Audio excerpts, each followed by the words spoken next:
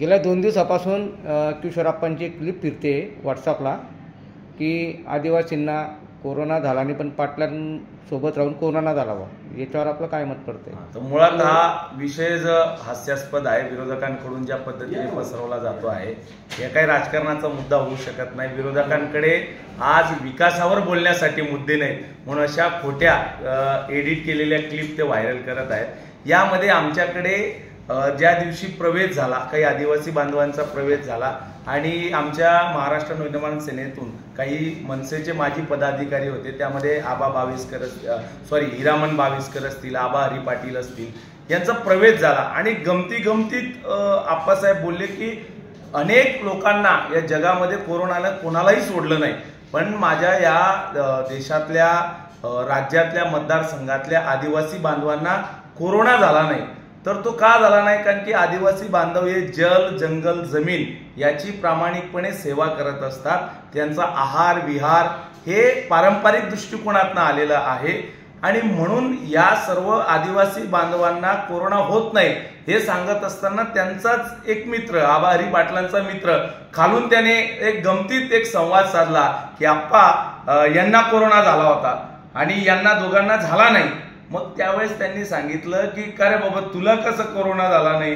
की तो म्हणे की आम्ही आदिवासी बांधवांमध्ये राहतो म्हणून तुम्हाला कोरोना झाला नाही. आणि आपण सहज एक बोलण्याच्या ओघात अहिराणी भाषेतलं जे वाक्य असतं त्यातनं आप्पासाहेब बोलले की अरे मग तू पाटलेस महाराज म्हणून तुले कोरोना जायवा. म्हणजे यामागची भूमिका अशी आहे की यातनं एखाद्या विशिष्ट समाजाला हा डिवचण्याचा प्रयत्न नाही किंवा त्या समाजाच्या विरोधात आप्पांनी स्टेटमेंट केलं नाही. तुम्ही कोळगावला गेलात तर माझ्या माळी समाजातील अनेक लोक ज्यांचं आडनाव पाटील आहे, सन्माननीय किशोरप्पा पाटील हे देखील स्वतः पाटील आहेत. पाटील आज जरी एका विशिष्ट समाजामध्ये जातीनं मोठ्या प्रमाणामध्ये आडनाव येतं, पण या मागची भूमिका आप्पासाहेबांची काही नव्हती, कुठल्याही समाजाला डिवचण्याची नव्हती. आज खोटा नेरेटिव्ह इथल्या माध्यमातून आज विरोधकांकडे विकासासाठी बोलण्यासाठी मुद्दे नाहीत, फक्त जातीपातीचं राजकारण पुढे करून अशा खोट्या. आता मला एक सांगा, एक सामान्य जनतेला माझं एक सांगणं आहे, माझ्या तरुण भावांना सांगणं आहे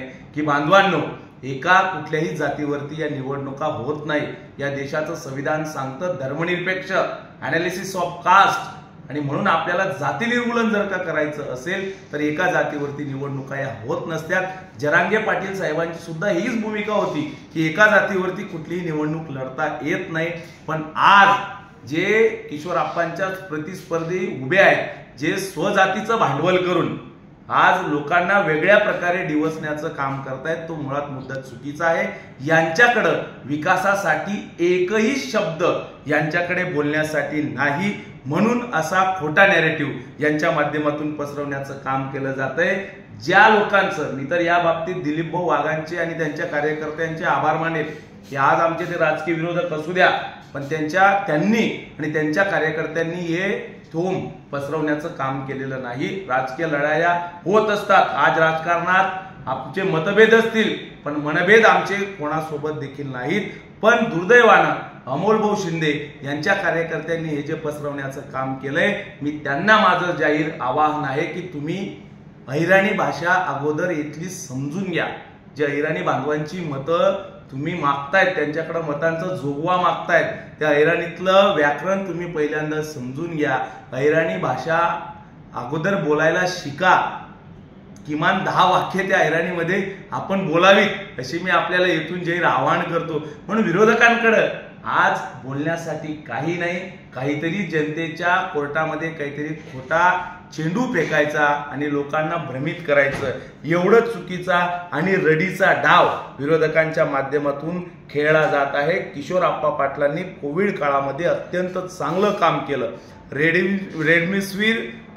रेमडेसिवीर जे इंजेक्शन होतं कोविड काळातलं, हे काही कुणाची जात बघून किंवा धर्म बघून कोणापर्यंत पोहोचवला नाही. आणि मला माहितीये, मी ज्या समाजातून, आदरणीय दादा ज्या समाजातून आहेत, समाधान भाऊ ज्या समाजातून आहेत, आम्ही जातीनं मराठा समाजाचे आहोत, आम्ही धर्मनिरपेक्ष ॲनालिसिस ऑफ कास्ट या उद्देशानं चालतो, छत्रपती शिवाजी महाराजांच्या विचारावरती चालतो। गाव खेड्यातला माझा मराठा समाजाचा बांधव सुद्धा अशा खोट्या अफवांना बळी पडणार नाही।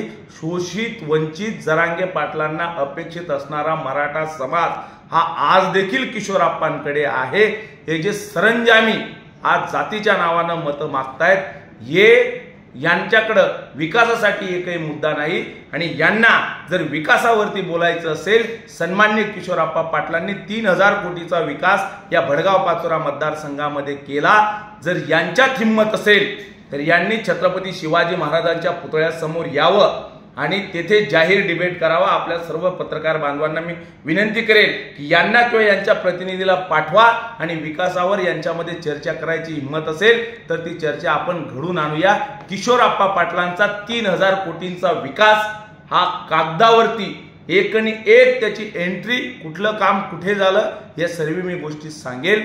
या भडगाव पाचोरा मतदारसंघातली जनता विरोधक जेवढी दुधखोडी समजतात तेवढी ती नक्कीच नाही। आणि माझा मराठा समाज सुद्धा अशा खोट्या अफवांना बळी पडणार नाही। आणि म्हणून अशा प्रकारे मी या आपल्या पत्रकार परिषदेच्या निमित्तानं माझ्या सर्व जाती धर्मातील तरुणांना एक हात जोडून नम्रपणे आवाहन करतो, बांधवांनो, की कुठल्याही जाती धर्माच्या याला तुम्ही बळी पडू नका। आणि